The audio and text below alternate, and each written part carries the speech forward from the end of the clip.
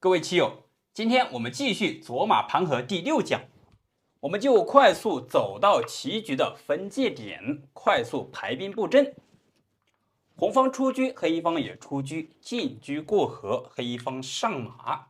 走到这里，接下来有进卒形成两头蛇之势，红方抢先兵七进一，既挺兵制马，同时也是为马八进七活通马路做准备。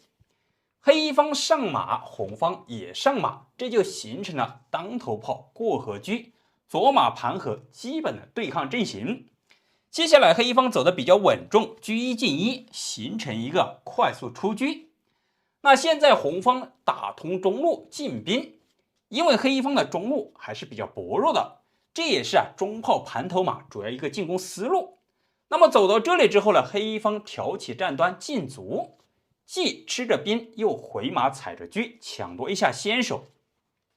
红方比较好的走法就是车二平四跟住马，黑方进卒吃掉。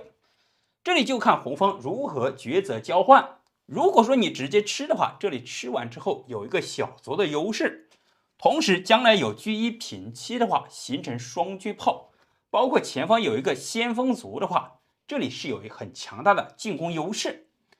那么在这里红方选择继续进兵，那黑方炮八平五，既补后中路，将来又有反弹之势。此时红方再次冲兵吃掉，黑方也不得不上马吃掉，因为这里威胁着炮，如果说退炮的话，这个小兵在这里形成了非常大的威胁。那么好了，棋局发展至此的话，现在红方有几个抉择呢？平车吃马，退车吃马，还有回马窝心。那么前面我们为大家介绍的两个走法，平车吃马或者说回马窝心，这两个走法稍微都有点软招。它还有第三个走法车九进一，第四个走法退车吃马。今天我们继续看第三个走法车九进一，相对而言更加积极一点。那么现在黑方又该如何行棋呢？这两个马是黑方必须要解决的重点问题。首先说明他这个中路马是离不开被红方这个炮牵制，即便是你进炮打掉，他还是可以平炮给你翻掉之后呢，依然是对中路有所牵制。那势必这个六路马就是要解决问题的关键。实际上在这里黑方有两个走法，可以说一好一差。比如说首先我们看他逃马的变化，经过前面一局的优势，我们选择马六进八，看起来很不错将来有这个小卒，既可以进卒吃马，同时也可以护住这个马马八进六的话，既有卧槽又有挂角，看起来很不错。但是红方这个车九进一的话，守住下二线，这个马就没有任何攻击力度。同时此时红方可以大胆平车吃马，因为下一步棋进车吃炮，这里就有很大的抽子的威胁。现在黑方是称士呢，还是炮五退一呢？比如说你称士的话，无论你士六进五还是士四进五，它都有车九平六、车九平四占据将门，将来等红方称完士之后，容易形成铁门栓杀棋。那么好了，在这里我们首先看它比较顽强一点的话，就是炮五退一，也是防止你这里抽。那现在黑方又该怎么走呢？显然黑方这里目的平炮要打车，红方称士补后一下，现在就可以抽了，既有抽车，同时又隐藏着有杀棋。你这里进卒吃马都来不及，因为红方这个炮实在太厉害了。那可能有朋友会认为，我现在打车是不是能占一点便宜呢？实际上你这样一走的话，红方正好来一个车五平六，接下来有帅五平六，还有车九平六，双车夺底式就能够形成杀棋。你这两个炮被完全牵制住。当然看起来这里好像还有一个走法，我能不能进炮给你打掉呢？这里不就多留了一个道路了吗？实际上这步棋稍微有些推波助澜，因为红方依然是平炮打掉先手将着军，现在你炮离开的话，上马将军，连上马带进攻的话，可以说这个阵型呢，黑方招架不住，那只能选择称士，他还只能选择士6进5，因为如果说士4进5的话，出帅这就没棋了。那现在这样的话，车9平6依然有铁门双杀，只能将5平6。此时平车1将军，现在这个老将出来容易，但是回去就比较难了。比如说将6平5的话，那么好了，帅5平6，这步棋就是个绝杀无解，守都守不住了。所以说在这里他只能选择平炮挡枪。接下来红方马3进5的话，可以说这个棋局啊，红方可以快速拿下阵营。我们在这里分析一下，双车占据内道线，同时还中路马炮，一旦破掉双士之后啊，可以说快速能够绝杀。同时红方的子力形成一个正面进攻，黑方2个车啊看起来还是可以防守，但是兵力分散，始终啊握不成一个拳头。看来黑方在这里选择逃马的话，容易遭到红方的先手。那么黑方这里比较好的就是进卒吃掉马，接下来就进入了双方精彩的对攻棋局。现在红方退车吃马感觉也可以啊，平车吃马也不错。但是当然在这里车9进1的话，就是为了给我们展现出非常精彩的棋局。它比较好的就是车9平4，这里显得比吃马的话更有积极的走法。因为现在黑方这个马呀走不开，中路马又被牵制，这样的话一车一炮，使得他的子力反而变得比较被动。那现在这里也没办法，他进车守也守不住，马跳开的话进车砍士杀棋。那没有办法，黑方最好的走法就是车8进3，目的是对掉这个车。那现在红方要不要对呢？对完之后会不会占优势呢？实际上这是黑方最为期待的走法。比如说平车对掉，黑方回马吃掉，看起来红方有进车捉双，实则黑方上马的话，这里相位马进可攻，退可守。现在这里踩着车，平车吃完之后还有很大的威胁。当然黑方这里有上马，这里1将军的话，帅5进1。此时黑方再次补后中路的话，你这里既没有抽，同时他的车炮被牵制，而且帅位不安，将来车1平4的话，再次将5平4，形成了快速杀棋。当然在这里这个变化继续往下发展的话，黑方也是明显占一点小优势。如果说红方想摆脱牵制，同时打破这一个阵型的话，选择进炮形成一个对子交换，飞象吃掉，吃完之后这里可以选择平炮把马打掉。当然这一轮交换完毕之后呢，虽说双方子力势均力敌，但是黑方始终有这样一个小卒在这里威胁，可以战线继续往下拉长的话，显然大家都是耗时耗力。经过演变，红方主动吃车的变化，不占任何便宜。那他比较好的走法就是进车吃马，先吃你一个占点小便宜，同时形成霸王车。那这里还有杀棋，黑方也不得不选择交换，进车吃掉。吃完之后，这个中路黑马依然是无处可逃。那黑方想保住马的话，仅此炮2进1。那这里走完之后，红方又该如何进攻呢？看起来马7进6很不错啊，实则这步棋是容易走出败招。我们直接看一下，上马这里是马踩着马，你炮打的话我平车吃，但是黑方有一个先手进炮给你打掉，打完之后你要不要吃炮呢？如果说上马吃的话，我这里可以退炮形成空头炮，将来快速出车的话有一定的攻势，你的车马反而被我这个炮形成牵制。当然如果说你回马吃炮的话，我可以上马的话，反正吃了你一个炮，吃完之后这个变化走完，相对而言黑方不吃亏，平炮打着车，马又护着卒。如果说进车抓马的话，黑方稍微简单一点，可以把你中路这个马给你换掉。这个走法红方不占任何便宜。所以说红方在这里看起来棋非常的妙，但是实则也是有很多的小小伎俩在里面。它比较好的走法就是现在这个炮守住这个马，那它这个炮二路炮势必就能够成为我们进攻的方向。那红方选择冲兵，这步棋就来势汹汹，能够打破你这个阵型，使得黑方比较被动。那么黑方又该如何四两拨千斤，妙手化解呢？这里就出现了车一平3，尤为重要。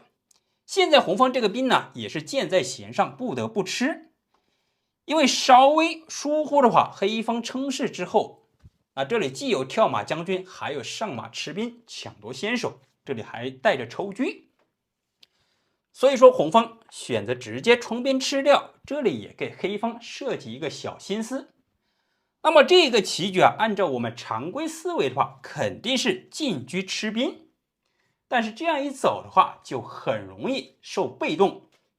我们不妨演示一下进车吃掉的话，那么好了，这个车拉住了你这一串，此时红方可以上马，马踩着马，马还踩着车，首先说明车不好离开呀，这里丢着子吃着串，那你看起来能够车3平4，马一旦跳开的话，你进车砍底士，这里将军先弃后取，再有炮打车，看起来很不错。但是红方在这里可以先来一个等招，这个马不动，不给你砍底士的机会，平炮打掉卒，打完之后，这里就很明显了，你的子力备受牵制，然而红方呈一个进攻状态。那么现在黑方想摆脱这个局面的话，就只能选择进车吃交换。这里即便是交换的话，黑方也是容易丢子吃亏。那么现在这里既有进车吃炮，同时又有平车吃炮，看起来这个车走不开呀。那么现在你是要退炮呢，还是要称势补后中路呢？实际上这两个走法都不太合适。比如说你退炮的话，这里进炮先给你打掉，打完你吃不吃的话，我这里都有平车吃你这个炮，你逃炮的话，我这个炮也能够逃开。这个棋局发展呢，红方显然多一个炮，红方占优。那么当然在这里你如果说称势的话，那更好，进炮打掉炮，先手将军，无论你象飞不飞炮，都有平车再次吃你这个炮。那这样的话，同样形成交换的话，黑方显然会多丢大子，棋局发展也是红方能够占优，锁定胜局。看来红方这个小兵还不能随便去吃，那么黑方又该如何抉择呢？这里显然子力非常的被动啊。其实在这里只需要一步缓招，比如说你平兵吃炮的话，那我进车吃马，你吃我马的时候，我平车吃炮，形成一个交换，这样棋局发展下来了，相对而言会形成一个和局。那么黑方比较稳妥的就是此时士4进5，把主动权交给红方。红方现在如果说平兵吃炮的话，那这里和前面交换呢相差无异。那他这里还有另外的走法，就是此时选择上马。其实这里如果说上马的话，我们首先看刚才这一步补士的话，就显得格外重要。这个马一旦跳开的话，无论跳到哪里，既有抽，同时还有平炮打车，把这个车给抽掉了。所以说当黑方称势补后中路的时候，这个马就能够抽子，红方也不得不先发制人，进炮直接给你打掉。黑方飞象吃掉，此时平兵吃炮呢，还是平炮打卒呢？实际上这两个变化走完之后，都会形成和棋的局面。那么我们可以看，在这里平兵吃炮，进车吃马，依然是再次吃子。所以说红方比较好的就是平炮打掉，黑方进车吃兵，这里吃完之后依然还有一定的牵制。那么接下来红方比较好的就是马7进8，如果说马7进6的话，这里上马踩掉又护着这个车，显然红方丢子。现在上马踩着车，黑方选择进车吃马，形成交换，红方平车吃掉，黑方吃马。好了，棋局继续往下发展呢，双方都是士象全单车炮，这个走法相对而言比较积极，而且在最后的残局攻杀里面呢，还是有很多技巧了。好了，棋友们，今天这局就为大家分享到这里。各位棋友，今天我们继续为大家分享仙人指路精彩对局。本局开始为大家分享足底炮如何应对仙人指路后手反击。我们直接进入主题，红方兵3进1，黑方炮8平7，仙人指路对足底炮。可以说足底炮应对仙人指路是非常好的一个阵型。此时红方炮2平5，架起当头炮，黑方还架当头炮。红方上马，黑方也上马，双方出动子力都是比较迅速。红方抢先车1平2，准备进车压马，黑方马8进9。走到这里之后，红方也选择马8进9，左右子力双方均衡出动。黑方平车抓炮，红方平车保住。那么现在接下来就是黑方行棋了。现在走到这里之后，红方2个车都出来了，黑方的弱点呢就是9路车，目前来说没有开动。此时在这里黑方选择卒7进1，这里是足底炮比较精华的一招，目的就是兵锋相向，招惹红方。红方箭在弦上，不得不吃。吃完之后这里就运用了一个小小的技巧，先弃后取，采取一个车2进4。这里进车捉兵的优势，实行一个左车右调，达到一个火力集结。那么现在红方有2个走法，车2进6，车2进5，进车过来防守。第二个是兵3平2，交给车来看守。本局我们先看第一个变化。那么好了，走到这里之后呢，黑方卒9进1，因为正好活通马路，同时还踩着车。现在红方选择平车吃卒，吃完之后在这里接下来又走了一步非常妙的棋。棋友们看看黑方如何采取反击呢？炮5退1，这步棋是几个意思呢？接下来平炮就是打死车，红方赶紧选择退车，这个车先交给兵来看守，同时守住自己的巡河线。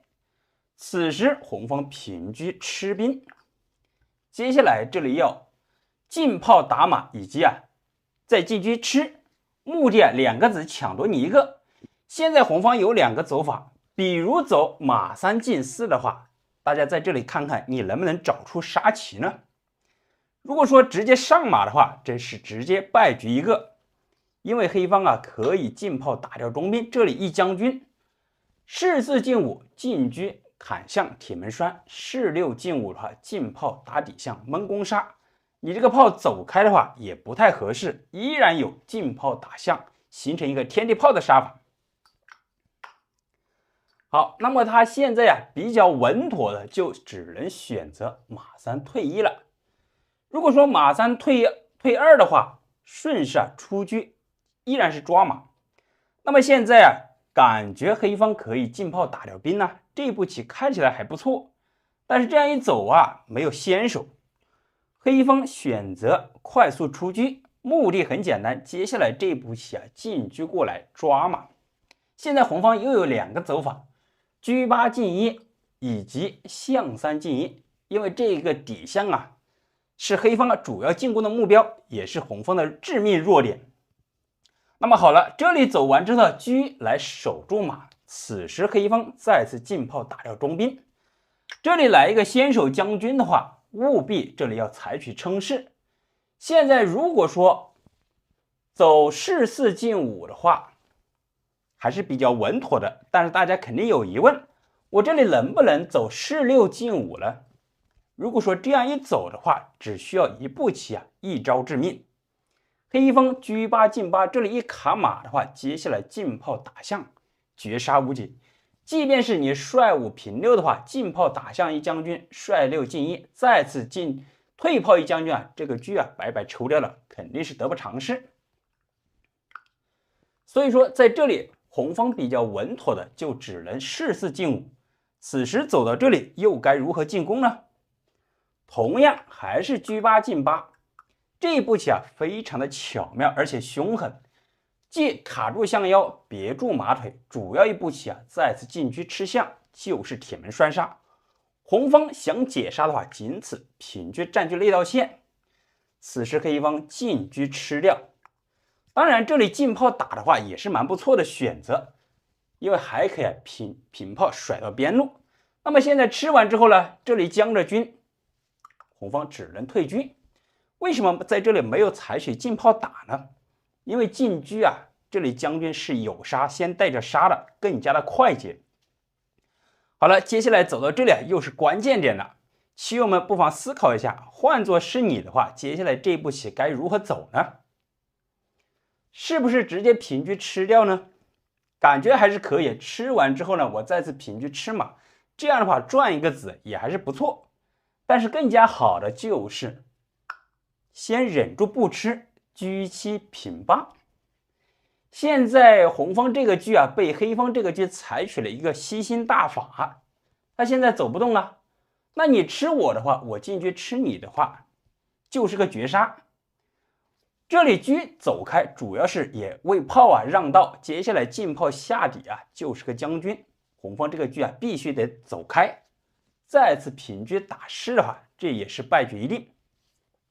红方也没有办法，仅此选择平车吃掉。此时进车将军，红方回马依然是吃马，绝杀无解。大家有没有觉得这个运子的技巧非常的精彩犀利，行云流水呢？我们继续回到当前局面，红方第二个变化象3进1，因为红方啊这个3路底象啊是一个致命的弱点。此时这里走完之后，黑方走车8进8卡住，准备平车吃马也是可以，但是啊就速度的上面呢稍微慢了一步。此时炮5进4打掉中兵，利刃出鞘。那这里一将军的话，他还不能走士4进5，因为这里进车将军的话，双车啊夺底就是个绝杀。无论你回马还是回象，都是平车吃完之后了，铁门栓绝杀无解。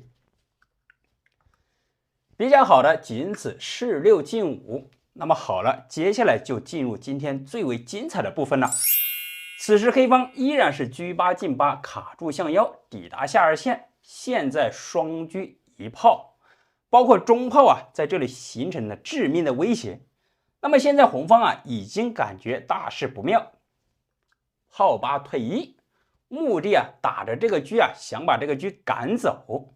现在棋友们不妨思考一下，暂停一下手机屏幕，看看如果是你的话，能不能想到接下来黑方这里有一个非常精妙的招法呢？看起来好像啊进攻不动，车闪开，大家就会想到这个炮啊能够下底。此时这里来了一个士4进5，前面攻杀如潮，为什么在这里补后中路呢？实则接下来大家就会发现巧妙之处。红方如果说不仔细的话，平炮打掉车的话，黑方车7平4，这里实行一个双杀，进炮下底闷攻绝杀。那你现在必定要先挡住这个炮，无论是平车还是平炮，这里都是将5平4。可能在这里啊，平炮呢稍微顽强一点啊，因为平炮挡住，当黑方将5平4，他可以进炮打象。这里一将军，黑方将4进1，此时再进车将军，将4再进1，这里将2下玩玩就够了，主要一招致命还是来不及了。好，我们返回来。那么在这里啊，既然吃车不成立的话，红方该如何巧妙应对呢？黑方主要比较厉害的就是车7平4占据那道线，实行铁门栓。红方提前平车，这里守住。那么好了，棋友们再次看看，接下来这里还有没有更加厉害的神之一手呢？这里炮还打着车啊，好像没有攻杀。依然是车七平四，强行过来吃车。那么现在如果说你打的话，我这里进车吃，吃完之后呢，再次将五平四，依然是绝杀无解。他也不能吃车。如果说吃我们的话，进炮下底闷杀，那么好了，现在要么平车挡炮，要么象三进一，那他比较勉强的就只能飞象，车走开的话，这里出将绝杀。此时黑方进车吃掉，红方也没有办法平炮打掉车。打完之后将五平四，依然是绝杀无解。那么在这里红方阵型上面出现了一个弱点，就是这个七路底象有象无处飞，同时这里八路车没有出动，速度比较慢了。黑方在这里采取了一个快速攻杀。好了，这一局就为大家先分享到这里。各位棋友，今天我们不仅要为大家分享左马盘河的终局套路，更为精彩的是最后的残局杀法。这里我们就快速走到分界点，红方出车，黑方也出车，进车过河前来压制，黑方上马形成了双正马，红方选择冲兵，防止黑方两头蛇。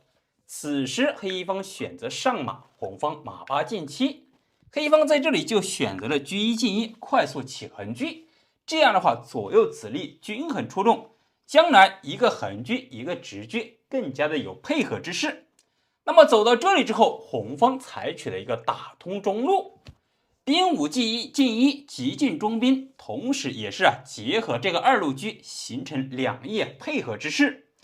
那么走到这里之后呢，黑方选择进卒，这里就走到了前面的分界点，进卒吃兵回马踩着车。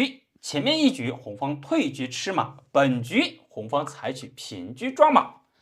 那么这时候如果说黑方选择马六进八，或者说上马踩着兵的话，这个变化相对而言又会还原到前面的走法。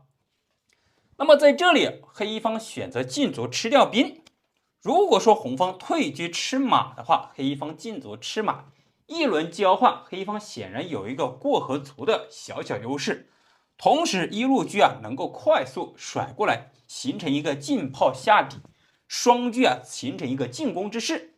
那么显然红方在这里也会发现这个问题，选择了一个偏门走法，再次进兵。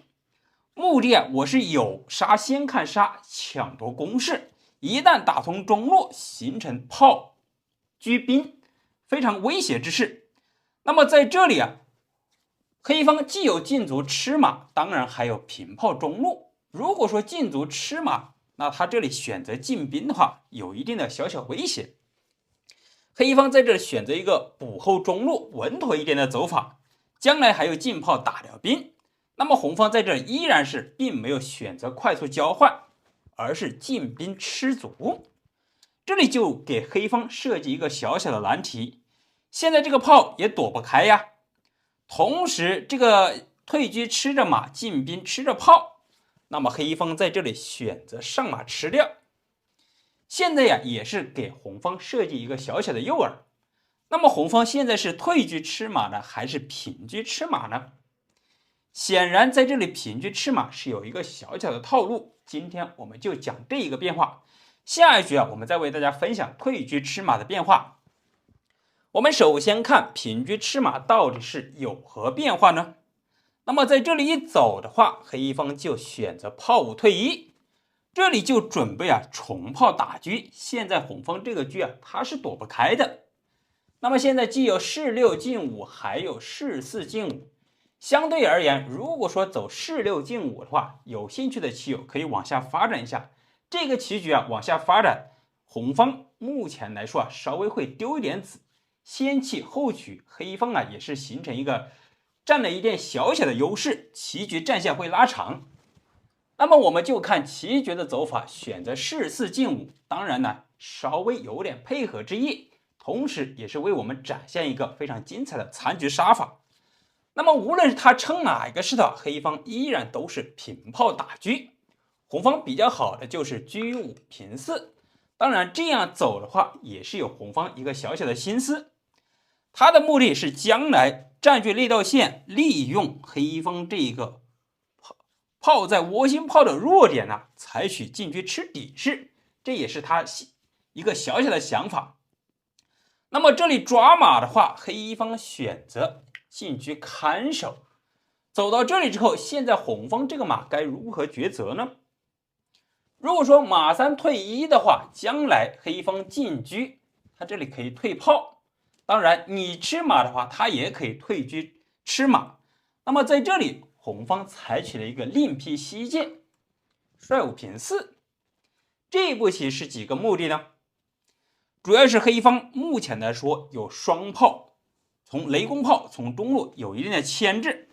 将来车1平4占据那道线，2个车加入战斗，攻势非常的凶猛。同时，红方这里采取这个走法，也是下一步棋为进炮打车，退车吃马，进车吃士。这样的话，针对黑方这一个小小的弱点采取下手。那么黑方这时候又该怎么走呢？此时黑方比如说进炮打掉中炮，这样显然形成是一个交换。那么黑方在这里直接选择进卒吃马，就看红方如何较量。接下来红方进炮打车，这步棋就显得比较厉害了。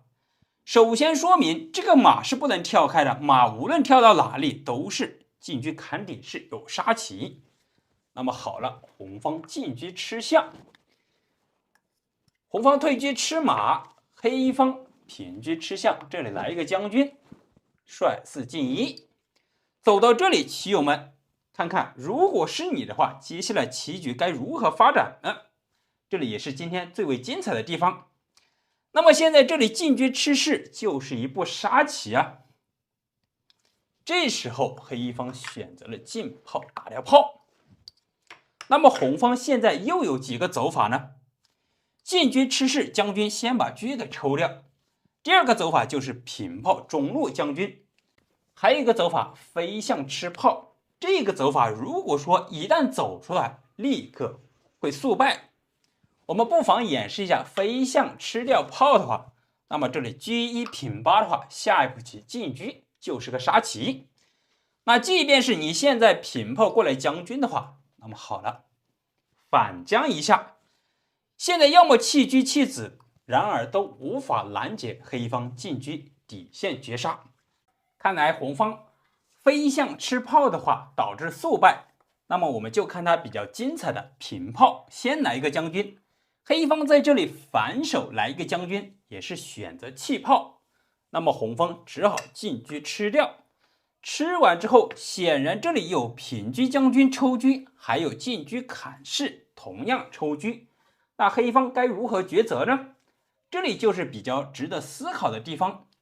黑方此时在这里走了一步棋，选择平炮，这里先盖住红方的帅，防止进车吃士。那么当然，此时如果说平车将军抽的话，也只能抽这个车的。但是如果说不抽的话，黑方有车1平8，将来就是杀棋。这时候红方平车将军，黑方选择称士，也是腾挪将位。红方箭在弦上，不得不抽，选择平车抽车，黑方将5平6。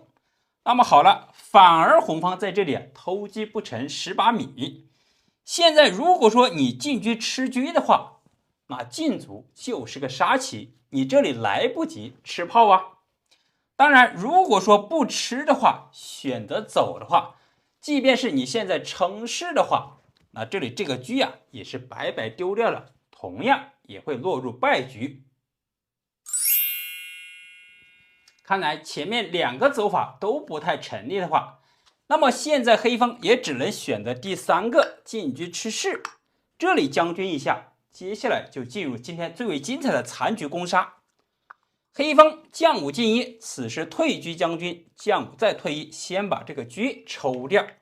那么抽完之后，棋友们在这里可以进行思考一下，换作是你的话，接下来红方有强大的优势，黑方如何绝地反击呢？这里就出现了神之一手，炮5平6，锁定胜局。因为接下来黑方主要一步棋炮5平6的话，前炮形成重炮杀棋，即便是你现在平炮中路卡住的话，将来进卒同样是一个杀。那么现在红方该如何抉择？这里既有飞象吃炮，还有平车过来跟住炮。首先我们看这个飞象吃炮的变化，比如说你现在退车将军或者说进卒将军的话，我象还可以守住底线，你这里并没有杀棋。然而首先进卒将军帅4进1的话，请上3楼，接下来再次平车。那么好了，老帅呀，无处可逃，即便是现在你飞象也挡不住，现在平炮过来都没有办法阻止黑方车8退2，绝杀无解。好，那么我们返回到这里，当然这里还有个比较顽强的变化，就是前方这个炮简直太厉害了，红方选择平车跟住炮，必要的时候把这个炮给砍掉啊。然而在这里黑方还是有顽强的手段，退车将军只能帅4退1，接下来平卒一将。那现在很明显，老帅进不去，这里又不能吃，只能退车砍炮。但是黑方有这样一手进卒绝杀无解。或许大家还会认为，可能细心的朋友还有这样一个走法，我进卒将军同样也是有杀棋，你还是进不去。如果说退车吃的话，我进车形成城压军的杀法。棋友们有没有觉得最后的3个杀法非常的精彩呢？各位棋友，今天继续为大家介绍左马盘和第2局。经常遇到这个变化的棋友，不妨跟着一起思考一下，看看你的走法和棋谱是否相吻合。我们就直接走到前面的开局分界点，红方上马，黑方进卒，红方出车，黑方也出车，进车过河意在平车压马，黑方抢先马2进3，红方进兵提前活通马路，防止黑方进卒形成2头蛇。走到这里，黑方选择马7进6，这就形成了红方当头炮过河车，黑方以左马盘河基本的阵型。那么接下来红方比较好的走法就是马8进7。走到这里，现在黑方的走法非常的显然，当然有很多走法，比较直观的就是卒7进1。今天我们就先围绕这个变化为大家展开。现在既进卒吃兵，同时回马踩着车，在这里势必黑方要抢夺一下先手。那么红方有2个走法，退车抓马以及平车抓马。首先我们来看退车抓的话，黑方这里既有先进卒吃兵，同时还有上马踩着兵。因为这里先退马的话，这个马好像也退不回去。首先我们看选择进行交换的话，红方平车吃掉，吃完之后黑方进卒吃马。走到这里之后，非常潜在的2个走法，红方直接上马，就交给黑方到底是补后中路还是保留这个卒呢？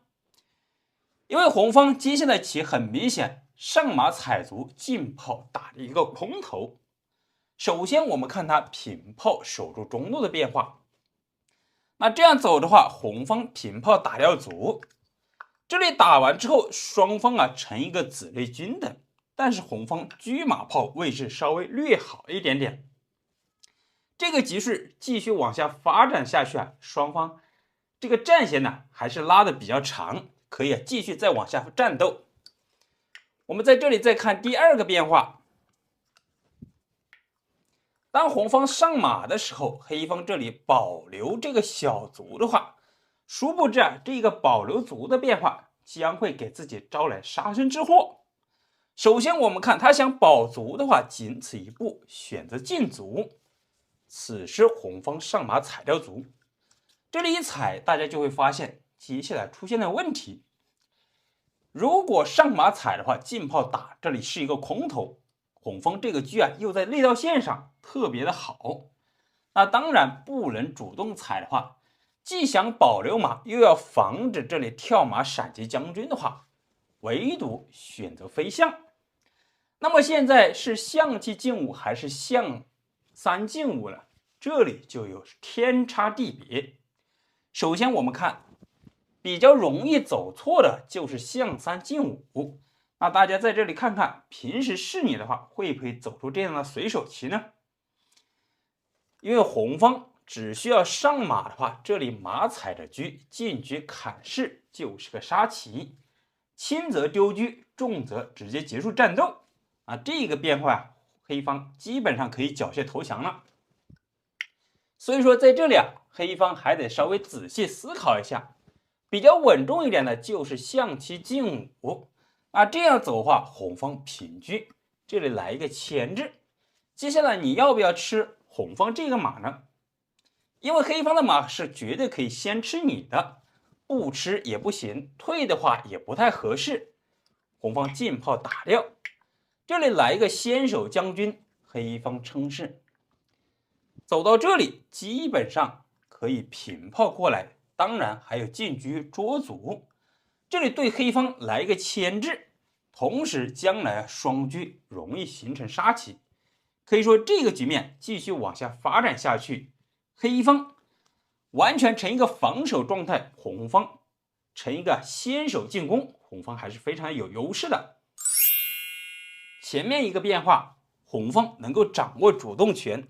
我们继续看黑方上马踩掉兵，这个变化感觉更加的顽强。那红方仅此选择平车捉双，黑方这里选择了象7进9。当然为什么没有飞中象呢？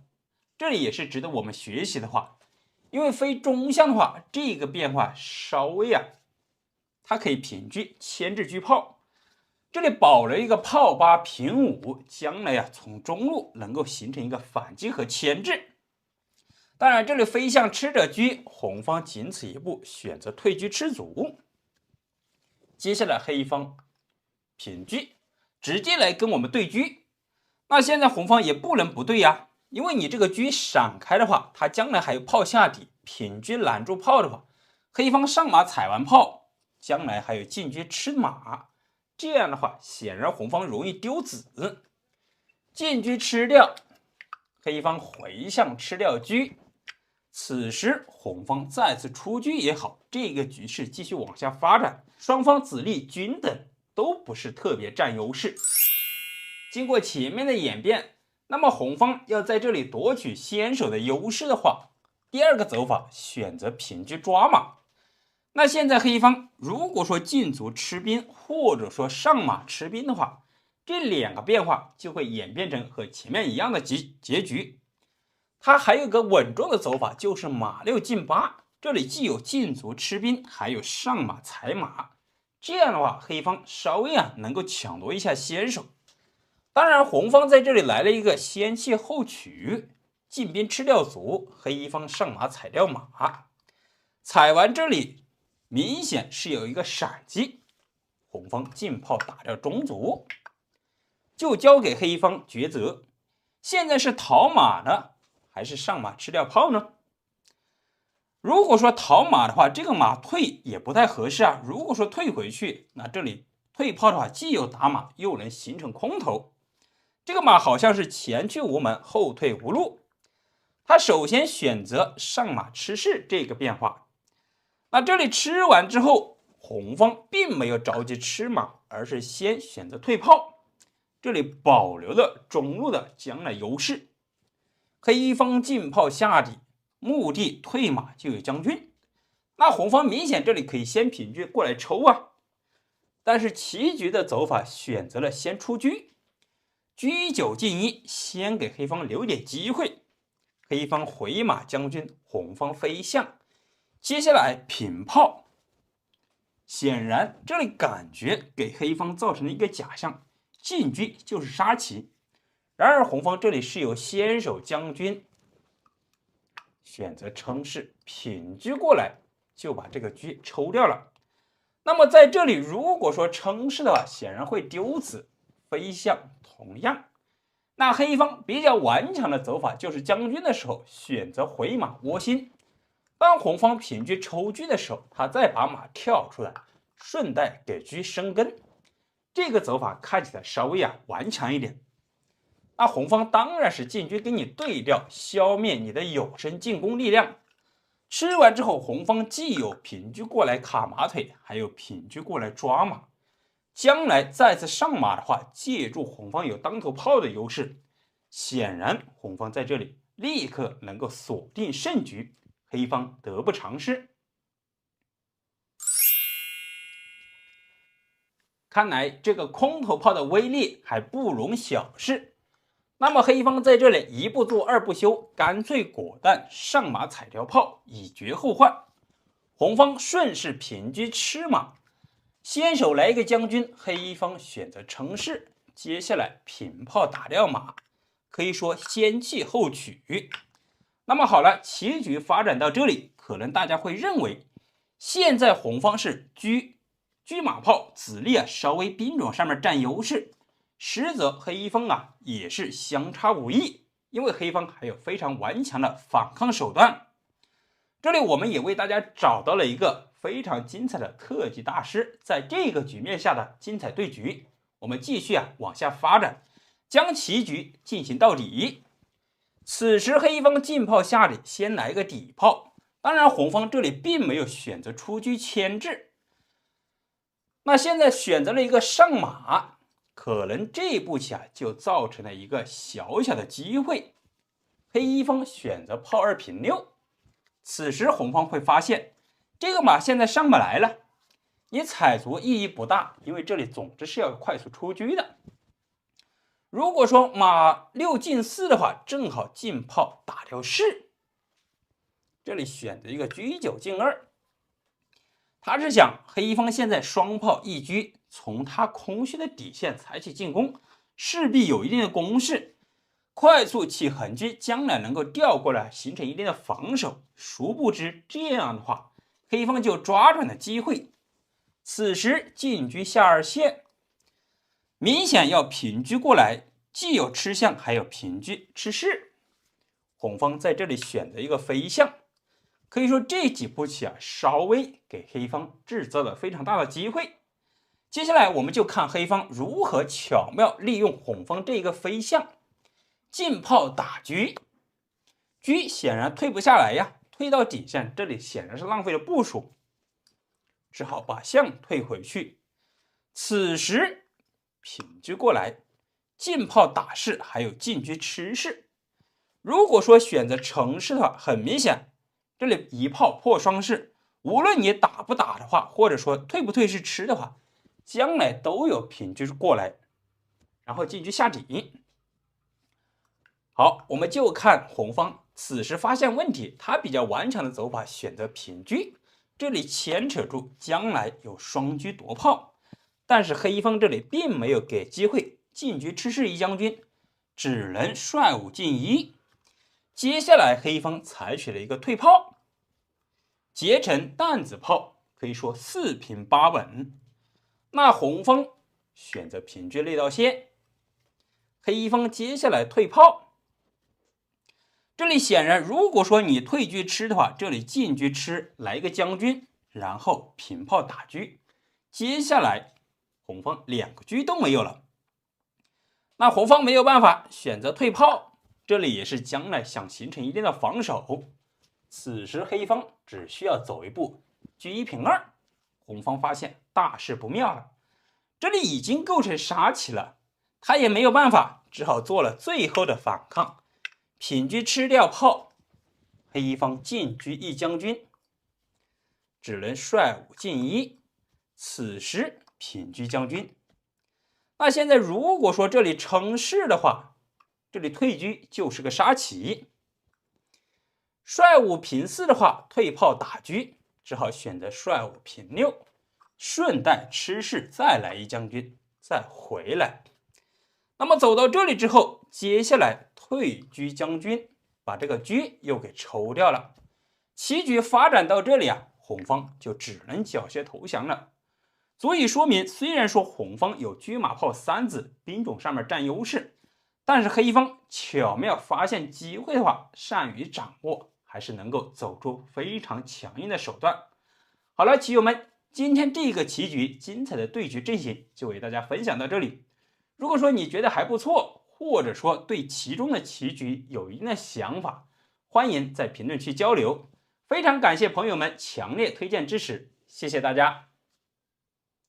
各位棋友，相信大家看过前面几局敢死炮的内容，就会产生一个疑问：敢死炮这么厉害，我该如何破解呢？今天就为大家介绍一个破解之法。红方炮2进2，走巡河炮，沿河18打。黑方其实破解敢死炮的招法非常的多，但是哪一种才真正属于我们呢？既要好记，又要容易掌握。那么今天就为大家介绍一种马2进3，开局以骑马局应对。红方炮8平2，接下来黑方进炮打掉，这里就走成了敢死炮的基本阵型。红方关键招法车9进2抓炮。那黑方还不能走炮8进1，因为车1进1的话，这个炮迟早会被捉死。同时红方起双横车，开局出子占优势。那黑方仅此选择炮8退1，这里伺机谋取中兵，将来再退炮形成一个空头。那红方断然是要走马2进3，既护住中兵，同时也是快速出子，将来为车1平2抓炮做准备。接下来黑方又该如何行棋呢？这一招可以说是本局的关键招法，棋友们不妨先暂停一下，先思考一下，换作是你该如何行棋呢？好了，我们这里就直接为大家走出来，马3退5。肯定朋友们会觉得这一步棋是不是走得太差劲了？开局马握中心，是不是接下来不太好走呢？实则这是应对敢死炮最好的一个招法。首先说明红方既有炮2平3，还有炮2平7，打底象形成一个背攻。同时他还有炮2平5的话，来一个中路将军闪击。那这里马回窝心的话，它有2个作用，既护住3七路底象，同时也是补后中路，防止红方进行平炮闪击。当然还有第3个微妙的作用，就是为炮2平8腾挪炮路，提前让道。当红方车1平2抓炮的时候，我正好炮2平8结成弹子炮。当然红方也能够看到这个计划，那红方走这个棋之前还有一个小小的变化，他能不能走炮2平9先打车呢？我们不妨演变一下，比如说平炮打车，那顺势车1平2。现在红方是不是车1平2，这里就吃死炮呢？看起来红方夺回狮子，实则在这里当你出车的时候，黑方可以进炮，这里先拦住，红方进车吃掉。那么好，黑方只需要卒1进1的话，红方这个炮即将被吃掉。吃完之后，即便是你进车压马的话，我把马跳出来的话，形成连环马。这个棋局之下，黑方是双车双马，还有一个炮。那红方是双车双马，但是它2个马都是比较笨重。将来黑方有炮的加持的话，对红方来说威胁力度很大，肯定是黑方多子占优。所以说这个走法不太可取。我们返回到棋局，当然它还有炮2平1，这个走法我们就不做过多演示，因为你这里平炮直接上马的话，出车抓炮正好车9平8，既活通了自己的子力，反而还把这个炮守住了。那红方依然是没有什么优势可说。它比较好的就是提前车1平2抓炮，那黑方断然是要走平炮。那现在结成弹子炮，红方是不是就没有办法呢？这里就出现了今天2个精彩的走法，既有炮2平1打车，还有炮2平9打车。这2个变化非常的复杂，而且比较精彩。那么今天首先我们看它炮2平1的变化。那这里打着车，现在黑方也是双炮打着车，黑方稍微被动一点，只能采取先下手为强，先吃掉。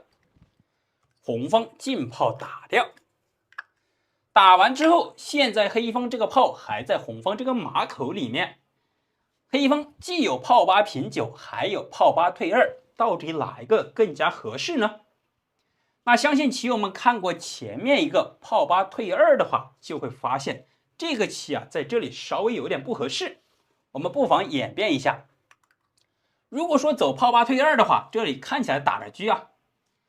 那红方如果说车九退一的话，我这两个炮啊保留了实力，同时我能够快速出车抓马，这样的话出子速度比较快。当然红方肯定是不愿意退车的，那么现在他要么就是退马，很明显的一个走法就是马三退五，这是假如的。那这样一走的话，黑方平炮打掉兵，这里一将军，红方子力备受牵制。马五进三，马五进七都走不到啊，平炮打着车，飞象也同样打车，他还不能走马五进四或者说进六，重炮杀棋，想保留实力也只能走车九平五。那么好了，车马被牵制，黑方退炮即可，一时三刻啊，黑方不仅多子，同时出子速度要比较快，红方反而陷入困局。当然这是一个小小的飞刀变化，红方断然是不会这么走的。那红方会怎么走呢？你这里打车的话，他直接马三退二，现在依然是吃了你这个前炮。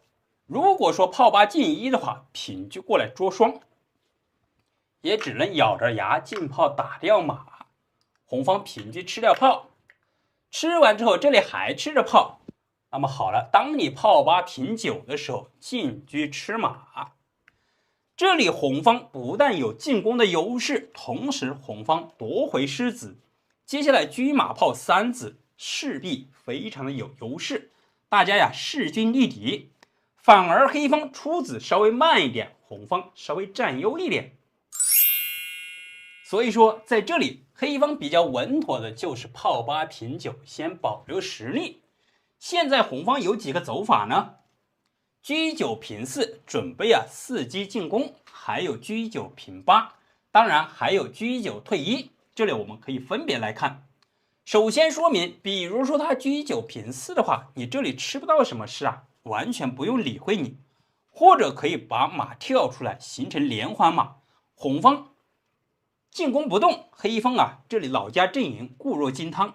同时黑方可以直接出车吃马抢夺先手，那对红方不利。那他还有第二个走法，车九平八。那这样的话黑方该怎么走呢？他既护住了自己马，同时也不让你出车啊。但是黑方有一招车一进二，接下来无论你怎么走，黑方都有平车过来吃你这个九，吃你这个一路炮。这个炮一旦被拔掉的话，显然黑方多子占优，而且双炮在这里还是有一定的攻势。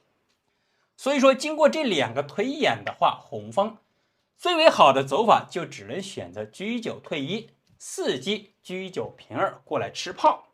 那黑方这里走的也简单，直接给你对吃，吃着马。现在红方要不要先逃一手呢？其实这两个走法无论是马八进九还是马八进七都不太妥当。首先我们看马八进九的话，黑方进车吃马，这个马就略显尴尬。你现在还不能飞象挡住，因为这样的话我们底线有炮，照样吃掉象。如果说平车守住的话，车马子力非常的被动。当然他这里还有马八进七，看起来比较顽强，但是黑方依然是故技重施的话，两个马首先说明，无论是哪一个马回窝心的话，它都是挡住了自己这个车。那这样的话，黑方两个炮就比较安全，直接可以把窝心马跳出来。所以说红方想保留实力的话，反而子力备受困境。那么在这里红方选的最好的选择就是车九平二过来对吃，黑方进车吃掉马，红方进车吃掉炮。吃完之后，现在依然是黑方行棋。那么在这里黑方把马跳起来也是可以的，当然棋局的走法选择跟你再次对吃，因为黑方始终子力比较多啊。他不担心跟你对子。那红方走到这里有2个走法，进车吃马以及先马3退1，保留一下实力。我们分别来看，如果说进车吃马的话，那黑方平车吃掉，吃完之后，首先说明你这里还不敢动这个象。现在你是单车炮，黑方是车马炮3个大子，它比较好的就是车2退2，伺机平车占领视角。那么你这样走的话，黑方可以先不着急，提前看守住基本上走到这个棋局红方是进攻不动，黑方是多子占优。将来在这里再进卒的话，这个马一旦跳出来，就能够加快前方的进攻。所以说在这里进车吃的话，显然红方不占优。我们返回来，那么红方他第2个走法就是马3退1，先保留一下实力。黑方还是比较简单，平车过来照样跟你对吃。他现在也没有办法，只能选择进车吃马。如果说退车回去防守的话，车马被牵制，黑方跳出窝心马，将来进兵进卒很容易进攻。那硬着头皮吃掉吧，吃完之后，那黑方也吃掉。此时再次退车的话，意在平车占据那道线。黑方在这里完全可以走得简单一点，直接退炮打掉，这里跟你对炮。如果说对掉之后现在黑方是车马，红方是一个单车，显然红方不占便宜。车炮1平2先闪开，此时平车占据那道线。这个变化继续往下发展，红方不占任何优势。反观黑方，一旦进卒活通窝心马之后，能够锁定胜局。棋友们有没有觉得今天这个招法非常的精彩呢？如果说觉得还不错，欢迎点赞交流，非常感谢。今天就为大家介绍到这里。